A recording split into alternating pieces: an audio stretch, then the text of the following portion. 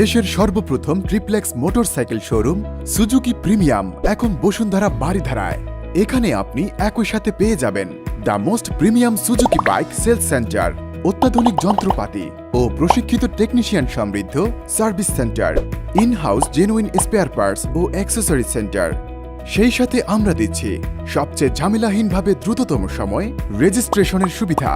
তাই দেরি না করে আজই চলে আসুন সুজুকি প্রিমিয়াম 3S সেন্টার বারিধারায়।